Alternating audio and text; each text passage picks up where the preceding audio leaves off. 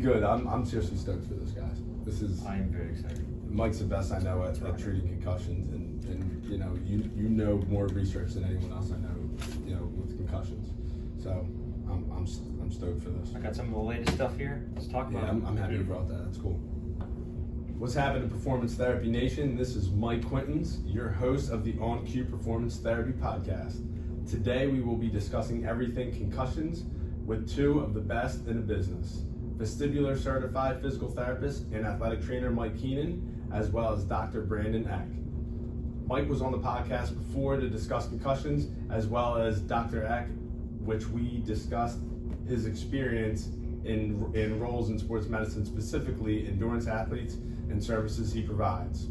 First, I would like to thank our dedicated listeners for tuning in and offering feedback. We currently have a 5-star rating on Apple Podcasts with several great reviews.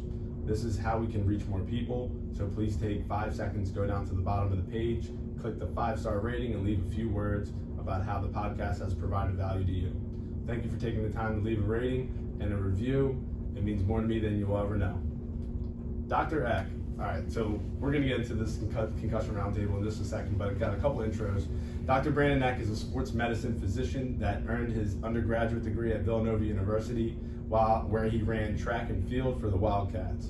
He then earned his medical degree at Philadelphia College of Osteopathic Medicine. He completed his residency in family medicine, and he also completed his sports medicine fellowship in Blacksburg, Virginia, the home of the Virginia Tech Hokies. So you were also at Radford University as well, correct? That is correct. All right, and then you have extensive experience in treating athletes of many disciplines, and you're dedicated to the treatment of both athletes and non-athletes with orthopedic injuries, including sports injuries, overuse injuries, fracture care, and concussions. You're also the team physician for the U.S. ski and snowboard teams. One of the many physicians. There's many of us. And all right, so Mike Keenan, this will be quick. Mike Keenan is a dual credentialed physical therapist and athletic trainer. Mike has been working in sports medicine and rehabilitation since 2008. During this time, Mike has worked with patients of all ages and physical ability, from pediatrics to professional sports, while with the Pittsburgh Pirates baseball organization, and he also specializes in vestibular and concussion-based treatment. I've had the pleasure of working with Mike Keenan over the past several years. I can say with the utmost confidence that he is the best I've seen at treating concussions. Whether the patient was in an automobile accident, work-related accident, or as a result of an athletic trauma or injury, Mike has always gotten that patient better and has seen results. So thank you for joining us today, guys. Thank you, Mike. Appreciate it. Check is in the mail for that introduction. I appreciate it. I told you to be quick. But no, this is cool. So the goal today is let's get physician, PT, AT in the building, and let's dive into what is best practice, right? Like what misconceptions about concussions to how we treat them, what we can do to ideally mitigate the risk of concussions. I think that'd be great to discuss too. So let's get into first things first. What is a concussion? What is your definition of a concussion? You can go first, Dr. Eck. So the way that I define a concussion is that it's not only it's a physical, but also a physiological injury to the brain that happens when a athlete or an individual get hit in a car accident, whatever, where the brain moves in your skull, and you may hit your head on a non-movable or non-moving object, so that your brain slams into the wall of your skull, and then there is a reciprocal then slowing of the tissue, and that's going to cause not only some physical damage, but it's also going to potentially cause some chemical, physiological changes in the brain. All right, and so do you have anything else you want to add to that, Mike? No, that's perfect. And we're going to get into the next phase of what the injury of a concussion is, which Dr. Eck will elaborate on. So a traumatic brain injury, is there any relation between a concussion and a traumatic brain injury, TBI? Yeah, I mean, there absolutely is. Again, it definitely depends on the spectrum of how you define what a traumatic brain injury is, but at face value, a concussion is a mild traumatic brain injury. Right, and that's what I was getting at. I know that that's something that's used commonly. So that terminology. So all right. So tell me, I'm curious your guys' take on this. Like, what have you learned? What is most important to you about what you've learned about concussions since your fellowship? As far as treatment, or do you mean just in general? Just in general. I mean, the number one thing is being able to recognize what is a concussion, or what symptoms do we need to be looking out for when we're trying to evaluate an athlete or non-athlete for a potential head injury. And so, Mike, I'm gonna ask you the same question. Since getting out of school, what would you say? And then obviously you graduated with your athletic training degree, then went to PT school. So you've been exposed to concussions even before you got to PT school. So going back all the way to then, if you'd like, what have you learned that's most significant about concussions? Yeah, absolutely. I think I'm in a unique position where I see concussions at basically the beginning and the end, right? The very second it happens, if it's a sports-related injury when I was an athletic trainer, and then the tail end after they've gone through the medical workup to get to physical therapy if it's required. So yeah, kind of to echo Dr. X's sentiments about it, what we see as concussions, right? The impact to the head or impact to the body that then subsequently transfers force to the head, right? There's a couple different things, but again, it's what Dr. X said, the movement of the brain inside the skull. Seeing that initially, and it can present in many different ways. When it's an on the field injury, right? The old bell rung thing used to be the hot topic. We no longer use that. Sometimes people do sustain just a fleeting injury, and if they, we're getting off track, but on-field assessment, everything like that. Injury of the brain, change in level of function, we'll call it, right? Assessment on the field, and then on the back end, right? When then, if they have a concussion that is quote unquote prolonged, then I see them in physical therapy, and that's a further and additional assessment of what systems that the brain controls has been affected and what we need to change to allow that individual to get back to whatever their prior level of function was. Yeah, it's I think you're right. And seeing what they looked at like at day one, how they presented day one, and then you see through that entire process, through graduation from PT or when they've been cleared. That's a huge change, right? So that's an interesting experience. So all right, so we've defined what it was and what we've learned about concussions. I want to get into how are we diagnosing concussions. So I know you're on sidelines at games. How are we diagnosing concussions today?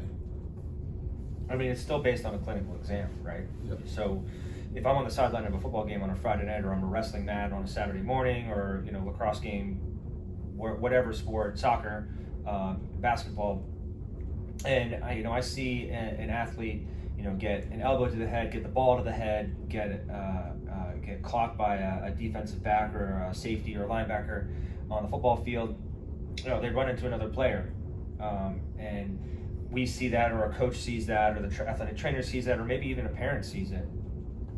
That's usually the first indication that something may have happened, and then whomever may have witnessed that injury is going to kind of relay an information, and/or the kid comes to the sideline and there's some speculation that they may have had a head injury, and then they get pulled to the sideline. They should get evaluated. Now again, there's many of these sporting contests where somebody is not available to immediately evaluate these kids, but then we're doing a clinical exam. And that's been pretty well defined to be what's called the SCAT-5, a sideline concussion assessment tool. It's gone through several iterations. It's currently at level 5, and it's a battery of tests to kind of decide, is this a concussion? Is it not? Can this kid potentially go back and play? Do they need to be sat? And and even regardless of whether they get a normal exam, in my opinion, there probably should be clinical, reasoning that the kid probably shouldn't even return to play. But again, it's solely based on who's ever doing that evaluation and their judgment as to this is a concussion, this is not. What does the SCAT-5 consist of? It can consist of several different things, but mainly memory, both immediate and long term, balance, eye movement, and then a physical exam as far as palpation of the neck and the head. So this should be performed when there's any speculation of a concussion. right? So this is, we watch the blue tent come up in the NFL now. That's what's being done, in the tent, I would imagine, more often than not, or back in the locker room. Yeah, absolutely. I mean, mostly it's going to have to be done in a quieter place, so that's why they have those blue tents on the professional sidelines or in a locker room in a high school or a collegiate level program. Is it normal to do the examination immediately? Like, what is expected in terms of time between speculated concussion and SCAT, right? The SCAT 5. I mean, ideally you're talking about, within minutes, but sometimes it's hours, and in some situations it's even days. I mean, I guess one example would be, I got a text message from an athletic trainer that I work with this morning about a concussion that happened yesterday, and he just evaluated the patient. He's like, I think they have a concussion, and I may not see that athlete until possibly early next week, but we still have suspicious of it. So he may do his assessment, and then I'm not going to do my assessment for 3 or 4 or 5 days potentially before they may get a formal diagnosis of a concussion. But based on that suspicion, the hope is that athlete would not be allowed to return, maybe nor not even feel like returning to the field. Yeah. Do you have anything to add to this? Yeah. So, and to talk about like your timeline of, do they get assessed right away or later on or whatever? In the ideal situation, right, the Friday Night Lights Dr. Eck was referring to, where you have an athletic trainer, physician, medical personnel on the sideline. That individual goes down with a suspected head injury. They come off the field, right? They're assessed immediately, but to Dr. Eck's point, what the SCAT 5 does is, right, it looks at now and then like retest 5 minutes later for the memory issues, right? So they come off the field with suspected injury, you're testing them right there if you have the resources. In the case of a Wednesday soccer game, you might not have everybody there, so then the mom calls the doc Thursday, Friday, whatever, says, hey, my kid's not feeling right. So in an ideal situation, when there's medical coverage there, they're tested right on the field, right away, suspected brain injury. You run the SCAT 5, you test it again 5 minutes later for the memory components, right? You make your assessment, and you sit the kid, or hey, you passed everything, you feeling all right? Like, it just got kind of, worked up a little bit. All right, and then you clear all the tests that you go through, and then again, it's a medical judgment whether that individual can return to the field or not. I'm putting on my fan hat for a second. I'm taking off my PT hat. I have watched football games in college and in the NFL, and you see a player get his bell rung. He has that, that foggy look, glassy look in his eyes. The arms even sometimes, go rigid, at contact when it initially happens. Posturing, yeah, that's immediate. Right, exactly. You're pulling them, and then I see them back on the field, the next series. So how often are we missing concussions with the SCAT 5? Is there what is the data on the SCAT 5? And I don't expect you guys to know all, reliability and credibility, or not credibility, but reliability and validity of these tests. But obviously it's the 5th time, right? They've gone around and edited, the SCAT test. So obviously there has been provisions, and there will be more, I'm sure. So what are your guys' thoughts on it's the best tool we have right now, I would assume? Yeah, I mean, it's not foolproof. Again, it could, bring up, it probably is not as good as it could be. And with some technological things that are coming available, we're getting better at recognizing what is truly a head injury or concussion and what may not actually be one. But at the end of the day, from my experience, this is the best tool that we have, and it is really the only thing beyond clinical experience that a PT, an athletic trainer, or a physician is going to have to really make a sound decision as to whether or not an athlete should or should not be allowed to return to the playing field. And I'm not familiar with any hard numbers about Sure. Statistics about the validity of the SCAT tests, but from what I can tell you is that if you have a normal test, you're potentially more likely to not have a concussion than you are to have a concussion. But there's also a reason why we do serial evaluations, and if you still clinically think that a kid has a head injury, then you need to reevaluate that kid in 20, 30 minutes, an hour after the game. If it happened in the first half, you do it at halftime, at the end of the game. And again, if you still think that they have it, even though their exam is normal, then you just don't let them play. As Right. hard of a decision as that is. Sure. Absolutely. Anything to add to that? No, that's 100% accurate. And you know, at the higher levels too, right? You know, NFL's an easy example. There's a second set of eyes, right? The spotter. You know, so even if you know you're like, you know, that guy's calling in or whatever's calling in and saying, you know, you got to hold him out, or whatever. Something just doesn't seal right. I believe it was the Alabama-Auburn game this past weekend. There was a player that got pulled from the game for evaluation for that very reason. Oh wow! I have never seen the medical spotter call a player to be evaluated on the sideline up until this weekend, since they implemented it. And wow. I actually performed that job in a game in 2017. So I mean, it's been around for years, and it's nice that they did it, and they're actually doing their job. And again, I think it's a very valuable position, medically speaking. Gotcha. And that's an interesting observation. And this is the first time. And I know we talk college football all the time. And I'm sure it's happened many more times than I can tell you. But from what I recall, this is the last time I watched the game as a fan, and I saw that. I've not seen it happen up until recently. Interesting. So we've covered the on-field concussion, not concussion, that immediate diagnosis. Phase 2, they're in your office, right? So you're a sports med doc. They go to see you. This could be like the example you just gave. Today's Thursday. Yeah. Wednesday, the concussion was diagnosed by the AT, or believes the concussion occurred yesterday. Not going to see you until Monday. What are you doing in the clinic when that patient comes in to see you? So, you know, from my perspective, it's always going to be a head injury until I evaluate the patient. Again, I still respect and I trust my clinic, my colleagues to be able to, really accurately say, oh no, this is definitely a concussion, or no, it's not. But in my opinion, as the physician making, the clinical direction for the majority of these patients, again, I should be the one making a formal diagnosis. And so I just say that because I consider it a head injury until they're evaluated in the office for whatever reason. And that can have implications in many different things, but we don't have to discuss any of those now. That's important to do. We'll dive into that, because that all dictates how soon they can get back to competition. Right. So go ahead, Dan.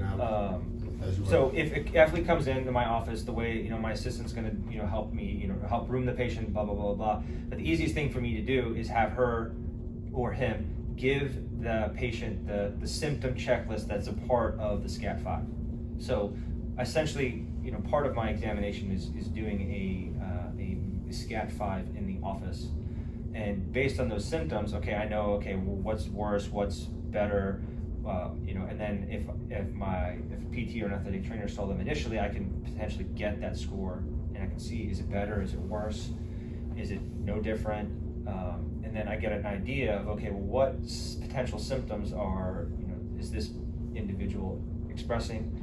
And then, from that information, we can utilize and figure out what services they may need.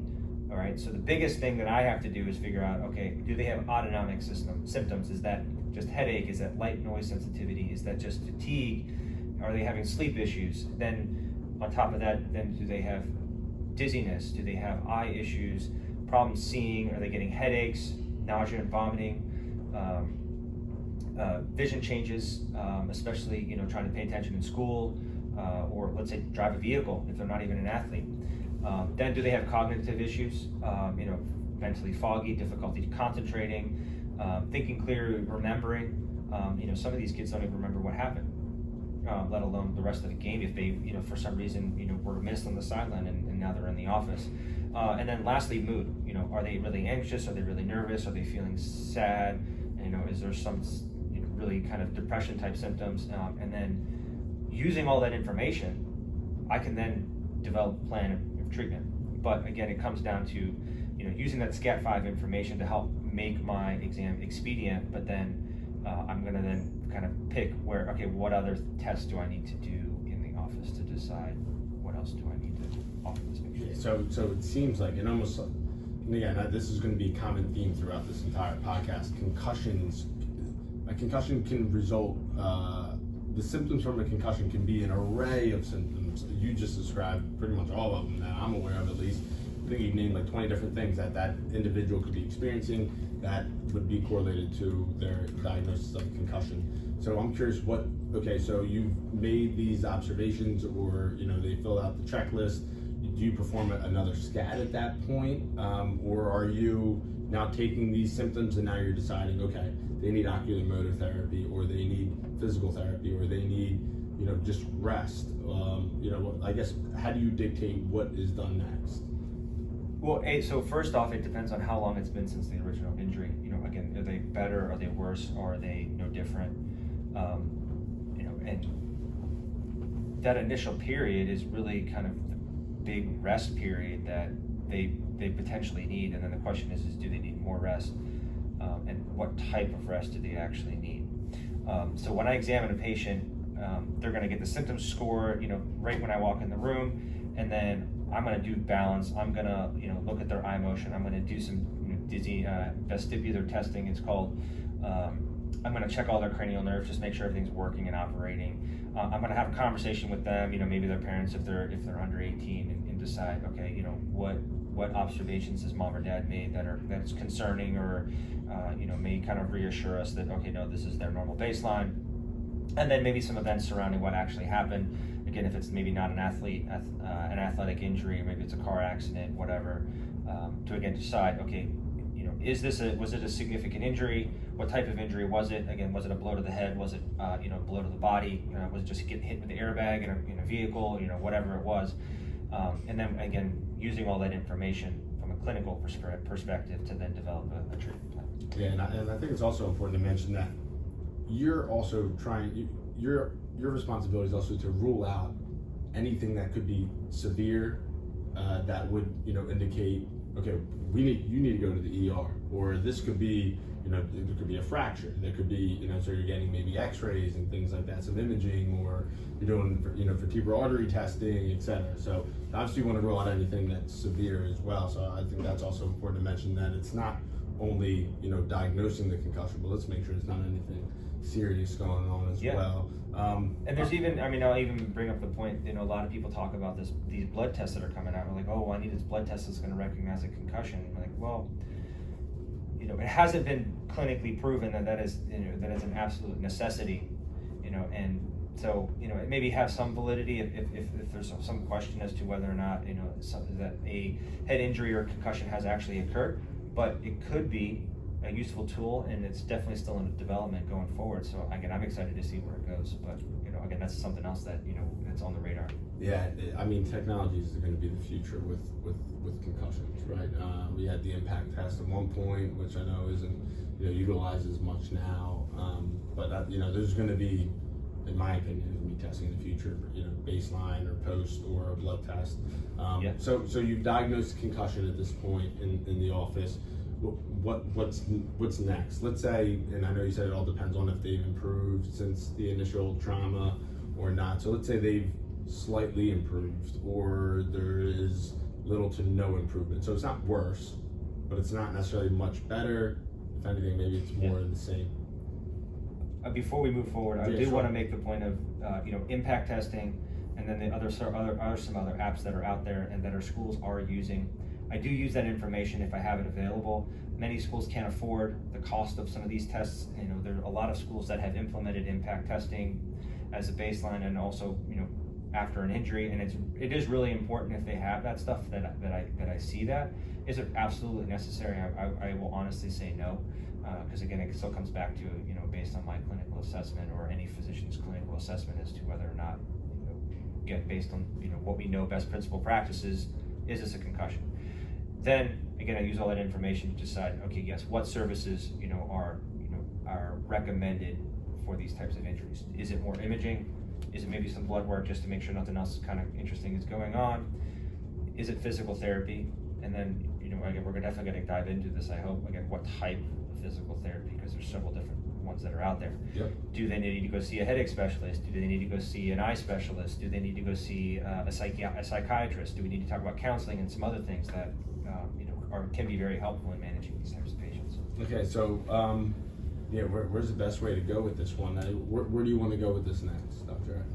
I don't think we have to really dive into a lot of the accessory types of specialties that can get involved in this, but again, as I mentioned, all those different symptoms and all those different systems that can be affected because of their importance in brain function. again, I'll utilize a headache specialist every now and then if there's a complicated case that I just don't know how to manage. More often than not, recognizing, anxiety, depression, and some of the cognitive dysfunction, that can be something that I can very quickly say, okay, no, we need a neuropsychiatric evaluation for these kids. And I would be a little bit more expedient in getting some of these kids into that office faster, because it can help dictate care as well as dictate whether academic accommodations need to be facilitated earlier rather than later, as opposed to just saying, no, Johnny shouldn't go to school for the next 2 weeks, or Johnny shouldn't, oh no, Johnny's okay to go back to school today, because that's one of the biggest stimuli that they're going to be faced with very quickly if they're in high school and even college or middle school, or at whatever age they're at. And then the more common ones that I refer to would be, an ophthalmologist or an optometrist if I'm concerned for an eye injury, maybe getting some eye therapy, which is a very special, like, occupational therapist, kind of position. And then in the physical therapy realm, which I send majority of the patients to, and oftentimes are going to use that one number one, and then all these other things separate from that, is it just physical therapy for neck pain or a headache or muscle spasm, whatever, but is it also vestibular dysfunction? Is it maybe some ocular eye stuff that needs to be addressed?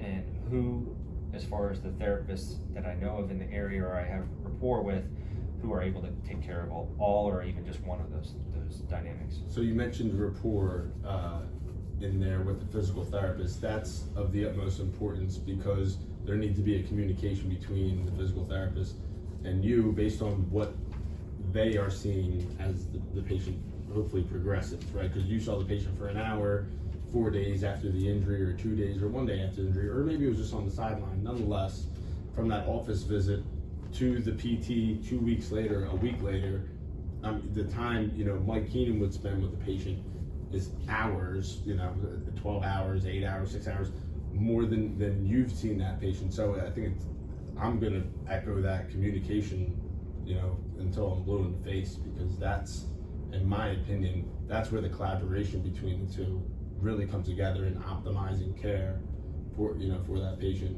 100% agree on that one. Yeah. So all right. So you would recommend physical therapy, vestibular dysfunction, etc. But essentially, like, on the script that you're giving to the patient, are you diving into? You're documenting what you want the PT to take a look at, correct? Is that? Yeah, 100%. I mean, again, and I'm like, all right, this patient has neck pain. Okay, so I want neck pain. Okay, well, what kind of stuff do I want them to do? Do I want you to do spinal manipulation? Do I want soft tissue stuff?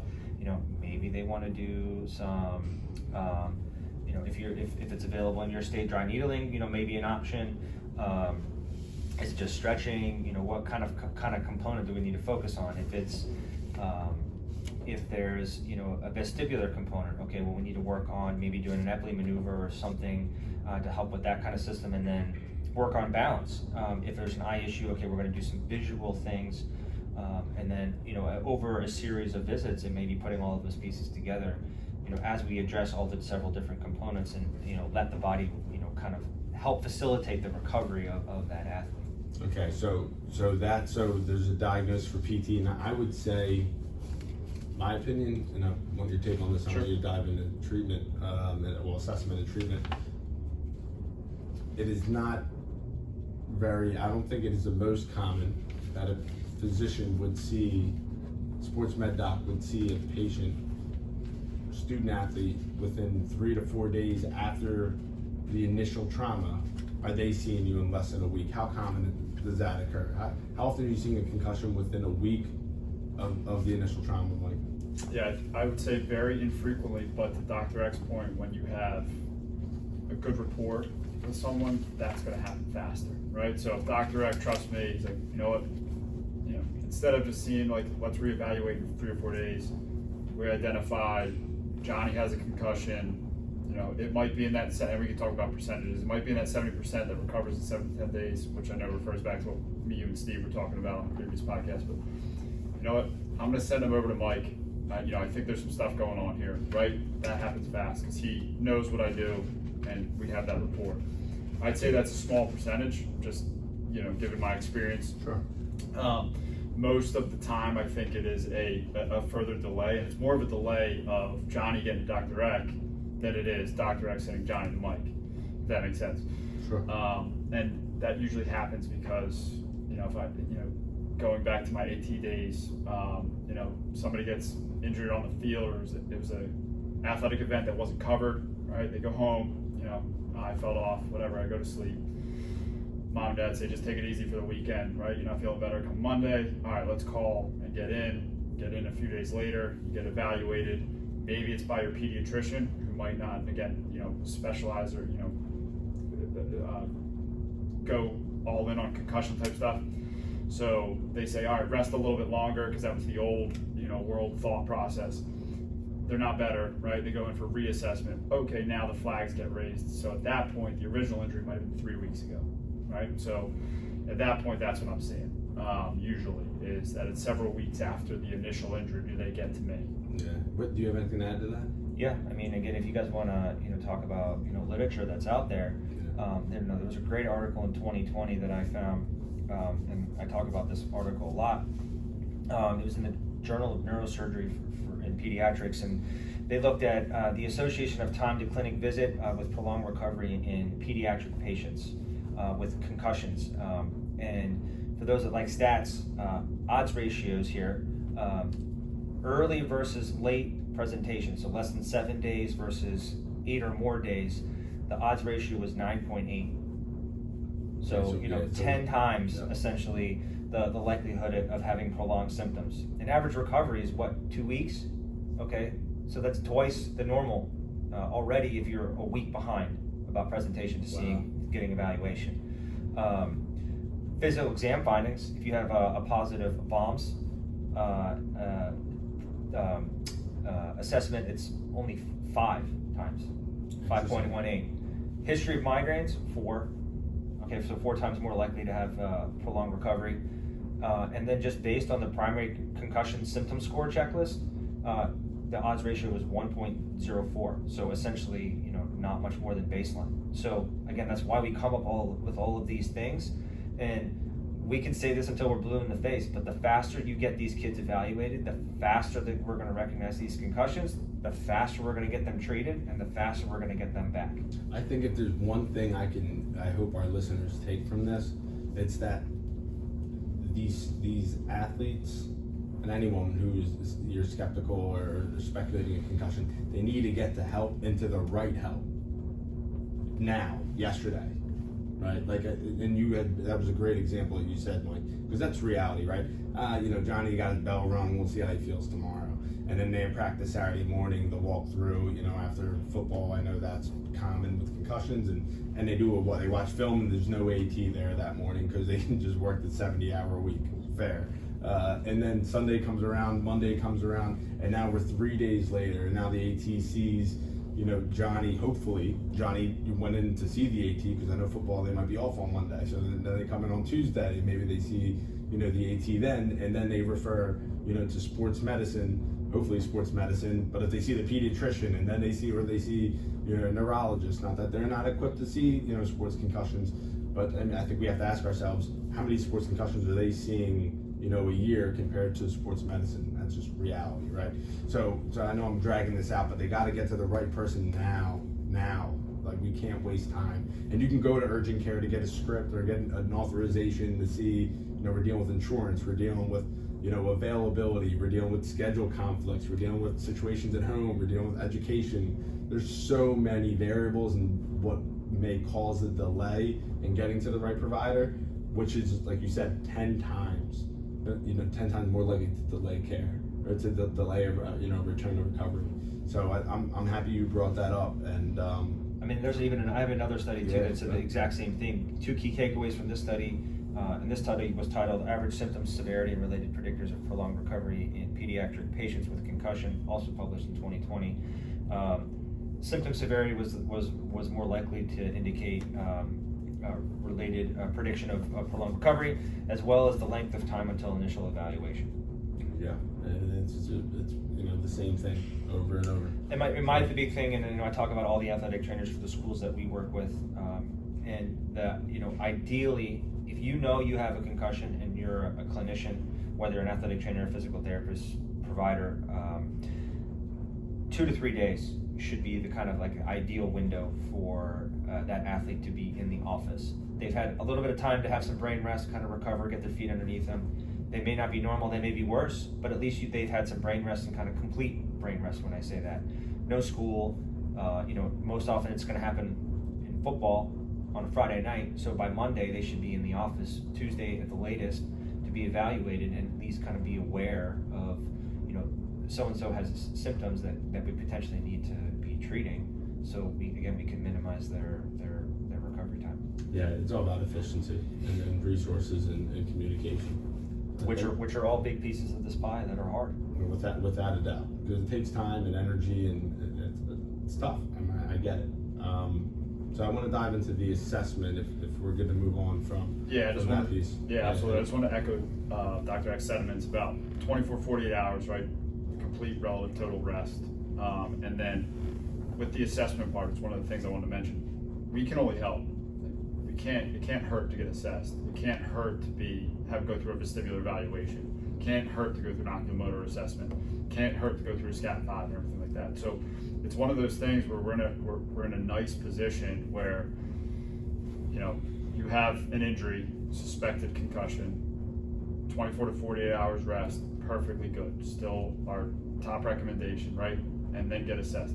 Even if you're feeling good, right? Just get assessed, because we can only help. We can't make anything worse. And we might find something that's underlying, right? That might not have got noticed because, yeah, I'm okay, Mom, I'm good. Yeah, I'm fine to go back to school. 3 days back into school, now there's nausea, vomiting, headaches, all that stuff. So that's kind of where we lie right now in terms of triage, of a suspected concussion. Gotcha. Yeah. So all right. So Dr. X sends a patient over to you. You're doing your initial assessment. What does that initial assessment consist of? Yeah. So obviously, hopefully, again, talk about rapport. Hopefully, I have a good rapport with Dr. X. Shot me a message. Hey, Johnny's coming in to see you. This is what I'm thinking. Wrote it on the script, but just getting into some intricacies. I take that information and then go through my evaluation, right? And in clinic, I don't necessarily use SCAT 5 because normally they've received all that. So I'll do my symptom checklist, just like Dr. Eck will and everything like that. And then the assessment part will kind of take several phases. If I suspect, and then again, this is going to me, there's different things that you can see out there, but if I suspect that it's a BPPV, which Dr. Eck had mentioned before, right? That's the first thing I'm going to look at. We can dive into the intricacies of what that is, but that's based on symptom report. Correct? Exactly. Everything's based on a symptom report. Thorough subjective history, right? You knock that out, you're going to know 95% what you need to know. The other 5% is my objective testing and assessment. So if that's suspected, right, that's going to be my first thing. We won't dive into that. I don't think that's the purpose of our talk, but we can, if any listeners reach out to you, I can always throw something else out there. Cool. So look at that.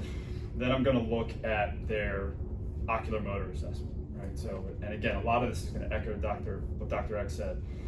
I'm looking to see various tests of how their eye movement is, how their eye movement teams with their head movement, okay, and seeing if that brings on symptoms. Right, and again, symptom checklist. All right, you had a 3 out of 10 headache. Now it's a 5 out of 10 with that specific test. Okay, that's a system that we need to address. From there, and again, this is all. Sometimes I do this over 2 days, depending on how symptomatic they are. From there, I look at a balance assessment. Okay, there's various balance tests out there. You look at a balance assessment. If something red flags, boom, it's on your checklist. From there, again, they might not pass that. They might stop there, and their symptoms are past what my threshold is, which is a 2-point rule that I use, and again, we can get into that too as we go forward about how to guide treatment. If they get past that, then I take an aerobic assessment, which is a bulk or buffalo treadmill, whatever you want to look up. Similar concepts, graded aerobic activity. So you're gradually increasing their heart rate to seeing if there's a symptom threshold reach. So again, you're grading their initial symptoms. Take that window, symptom rule. You're looking at that, and finally is when I look at the neck. So I kind of take all those pieces together. All right, so you're looking at the vestibular function, and again, I'm guiding this off of Dr. Eck. If it's primary visual, he's probably already reached out to the vision therapist. So I'm going to look at vision stuff too. Say that's their wheelhouse. I'm going to coordinate with them, vision and vestibular, and there's all different types of concussion: mood-based, cognitive-based, aerobic, insufficiencies. There's all different things, but that's kind of my step process. Symptom checklist, look at what's going on, hit all the different systems, vestibular, balance, aerobic, neck. Again, if vision's part of it, that's kind of within my vestibulocular exam, but I'll guide that way too, as I have a good vision therapist on board. And then that's when you develop your complete treatment plan of what you're going to do with the athlete or the individual. Okay, so just clarification on a couple things. You mentioned flags in the 2-point rule, and I'm very familiar with the 2-point rule. Flags would be an increase in 2 points, right? Yeah, And that's a baseline, right? Correct. So a lot of stuff with concussion, right? It's not a broken bone that you see on an X-ray, so it's very gray. So I try to make it as black and white for a patient as possible, right? You know what that headache feels like. You're going to grade it on a scale of 0 to 10. I try to keep it as simple as possible. If you're at whatever number you are allowed to do activity. You're allowed to live your life, do things within 2 points of that initial symptom. Right? That's your symptom window. You go past that, now we're going to hinder your ability to recover. Right? So that's what I use. And again, that's for the treadmill test. That's for all of our stuff that we're doing. And I tell them that's for daily activity. I try to get any individual I'm seeing back to as much normal activity as soon as feasibly possible, quicker, because we know that's the research, right? Don't put them in a dark room and shut them down 24 to 48 hours. Now let's start graded exposure to activity within a symptom threshold. And I use 2 points. I know there's probably research out there 2 to 3 points. There's different things. I like to. Yeah, that's I'm happy you dove into that, because that guides your treatment. That's your baseline values, right, to your treatment going forward. So if they did, saccades or VOR and they lasted 13 seconds, it went from 3 to a 5, we're shutting them down, but I know our baseline's 13 seconds, and that's going to dictate your prescription for exercise at home. Is that correct? Exactly. So now you also have objective measures, right? Like we're proving that this patient, this individual can do 13 seconds of a VOR test. All right, and then this is going to be your homework. This is how you're going to control what you need to control. There's a couple other things with VOR, but again, that's kind of a side note. Then you come in, you retest, right? You're at 30 seconds now. All right, that's objective improvement. Okay, you stayed within symptoms. You still may have that 3 out of 10 headache, but now you've gained, endurance in that system without elevating your symptoms, right? So that, again, trying to make a very gray issue black and white for these people. Right, and the other thing I'm gathering is education, right? And you educated, day one, whether from the sideline to in your office, on what expectations are and what exactly they're dealing with and how to deal with it. And the family as well, and what they need, right? Like what services is most important to them and why right now. And then same with you, Mike. I mean, you're educating on the 2-point rule. They can live their life, right? You have to explain that to them within this 2-point rule. I mean, that's extremely important, because if they're in class and they're taking a test, or they're reading in front of the class, or they have to do a presentation and that jumps up 4 points, and they continue to work through that could set them back. Right? Is that fair? Is that fair to assume how important education is in this? 100%. Yeah. Yeah, but the problem is that again, this is a very gray injury, and I can tell you one thing, and it may mirror what Mike says, but it may not mirror what another therapist says, and that's why that rapport is very important, with your referral network as a clinician. And then the other big problem I see is the schools. Okay. And teachers and the administrators would be like, okay, well, Johnny can do that presentation, but we might want to wait a month, or he's not allowed to take tests, and then they eventually make them make up all those tests or quizzes that they missed, and Johnny's been stressed about it for weeks, and that might add a week or 2 or even 3, because he's been stressing about it all that time, because he knows he's got to make up all that extra work that he may or may not have missed. And I don't think that's fair, but again, that's another discussion that we can have. But again, from recovery though, there is still a very large educational gap from the clinical side, not even just from physician to therapist, or physician to trainer, or clinician to clinician.